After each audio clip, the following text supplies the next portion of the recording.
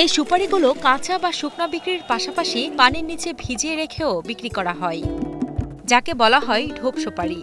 ২-৩ মাস পানির নিচে থাকলেও স্বাদে ও মানে থাকে একদমই সতেজ, ফলে এর চাহিদাও থাকে বেশ। বিক্রি হয় সাধারণ সুপারির থেকে বেশি দামে। ঢোপ সুপারি বিক্রি করে বেশ লাভবান হচ্ছেন পিরোজপুরের সুপারি ব্যবসায়ীরা। ঢোপের সুবিধা হইলো যে এই শুকনো টাটির কেজি হলো 350 টাকা, তাই এর 1 কুড়ি গুয়া 1 কেজি টাটি হয়। আর এই 1 কুড়ি গুয়ার দাম এখন 640 টাকা বেচছে, তাহলে 350 এই জায়গা ডবল টাকা নামে। তো ঢোপটা রাখা হয় এর জন্য যে আপনার ঢোপটা আর কি একটু দাম ভালো পাওয়া যায়। ঢোপের সুবিধা আছে যে ঢোপটা দেওয়ার 3 মাস পরেই বিক্রি করা যায়, আর শুকনো সুপারিটা বেচতে অনেকদিন সময় লাগে, আর আপনার দাম একটু কম, ঢোপটা একটু বেশি ভালো টাকা পাওয়া যায় এর জন্য।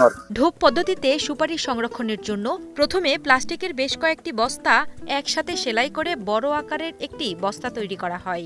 এরপর বাছাই করা বড় আকারের অন্তত 20,000 সুপারি আগে থেকে তৈরি করে রাখা বস্তায় ভরে পুকুরে কিংবা ডোবায় ভিজিয়ে রাখা হয়। সুপারি ভিজিয়ে রাখার 2 থেকে 3 মাস পর তুলে বেছে বিক্রির জন্য প্রস্তুত করা হয়। সবশেষ রংপুর, সুনামগঞ্জ ও বগুড়া সহ দেশের বিভিন্ন জায়গায় বিক্রি করা হয় ঢোপ সুপারিগুলো।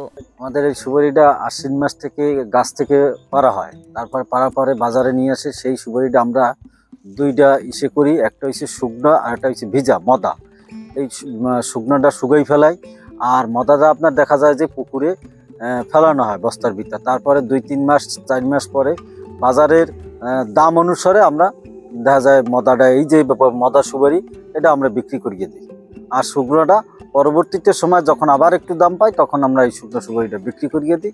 এতে দেখা যায় অনেক ব্যবসায়ীরা মোটামুটি লাভবান হইতে আছে। জানা যায় নোয়াখালী সুপারি ব্যবসায়ীরা এইভাবে পানির নিচে সুপারি রেখে ঢোপ সুপারি বিক্রি করেন। তাদের সেই পদ্ধতি পিরোজপুরের সুপারি ব্যবসায়ীরা অবলম্বন করে দীর্ঘ 15 থেকে 16 বছর যাবৎ ঢোপ পদ্ধতিতে সুপারি বিক্রি করছেন এবং কাঁচা বা শুকনা সুপারির চেয়ে ঢোপ সুপারি বিক্রি করে অধিক লাভবান হচ্ছেন বলেও জানান ব্যবসায়ীরা।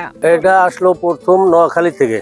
নোয়াখালী আলাদা এরকম ঢোপের মাল রাখ, ওদের কাছ থেকে আমরা আমাদের কেনা জানা শোনা আর কি। এই অঞ্চলে মনে করেন আজকে 16-17 বছর ধরে এই ঢোপের সুপারিটা খাইতে একটু স্বাদ বেশি। এটা বেশিরভাগ আপনার মুখে খাওয়াই হয়। ওই যে বড় ওই ব্রয়লারের যে বস্তা আছে ওগুলা জোড়াইয়া বড় ঢোপ করিয়া ওর ভিতরে সুপারিগুলো রাখা হয়। আমরা বস্তা হিসাবে গোনা হয়, এক বস্তা আমার 70 টাকা দেয় মালিক। এই হিসাবে এই সেলাই দেবো, সুপারি পোস্টকুনি দিয়ে উঠাবো, উঠিয়া গোনা কাটা করিয়া টেরাকে দিয়ে দেবো, 70 টাকা করে আমার বস্তা দেবে। তবে ঢোপ সুপারির কাজও এতটা সহজ নয়। দীর্ঘদিন ভিজিয়ে রাখার ফলে সুপারি পরিষ্কার করার সময় আসে বেশ দুর্গন্ধ। পিরোজপুরের স্থানীয় অনেক শ্রমিকরা আছেন যারা এসব দুর্গন্ধ সহ্য করেও বছরের 6 থেকে 7 মাস ঢোপ সুপারির কাজ করেন এবং শুধুমাত্র ঢোপ সুপারির কাজ করেই পরিবার নিয়ে চলেন সচ্ছলভাবে। পেশা খুবই ভালো।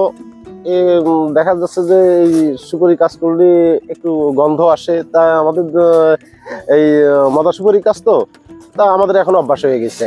আশ্বিন কাতি মাস থেকে আমাদের এই সুপারি কাজটা শুরু হয়। বছরে দেখা যাচ্ছে 6 থেকে 7 মাস আমাদের এই কাজটা হয়।